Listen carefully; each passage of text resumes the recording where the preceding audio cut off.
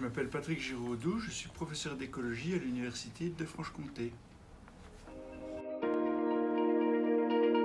Un enseignant-chercheur, c'est comme son nom l'indique, quelqu'un qui fait de l'enseignement et de la recherche. Donc son temps est partagé à moitié entre enseigner auprès des étudiants de l'université et l'autre moitié à faire de la recherche. Mais faire de la recherche, c'est quelque chose qui impose aussi de trouver des financements, donc il y a une part administrative qu'il faut assumer, qui fait aussi partie du métier. Mes recherches actuelles portent essentiellement sur les systèmes dans lesquels on a des populations de rongeurs, de campagnols. C'est des espèces qui peuvent faire des dégâts agricoles, mais qui en même temps sont le support de nombreux prédateurs. Et dans les systèmes où ils pullulent, il y a des conflits d'usage qui se font entre agriculteurs, protecteurs de la nature, chasseurs, santé publique aussi. Et ce sont les problèmes qui m'intéressent. Alors bien sûr, quand on étudie un système, il y a plein de choses qui sont dedans. Il y a les maladies qui circulent, mais il y a en même temps des espèces qui peuvent être à protéger, comme le grand tétras. Ces recherches-là, qu'on menait principalement dans le massif jurassien, elles nous emmènent aussi en Chine, où on travaille sur les mêmes problèmes, mais sous d'autres systèmes et sous d'autres latitudes.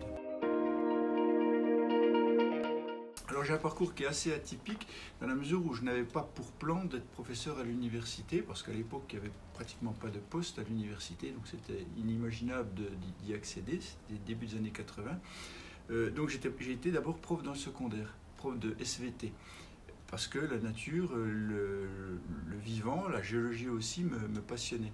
Et c'est que secondairement, plus tard, que j'ai poursuivi mes études en même temps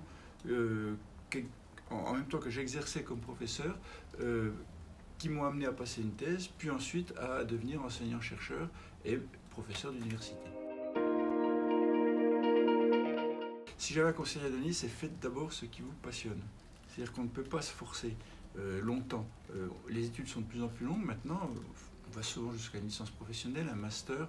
On ne peut pas faire ça de façon valable si ça ne passionne pas. Et puis même la passion, elle ne suffit pas. En même temps, il y a du travail et il y a de la rigueur. Et ça, c'est quelque chose qu'il faut avoir en soi et porter, parce que c'est quelque chose qui permet à terme que les passions soient justement, j'allais dire, assouvies.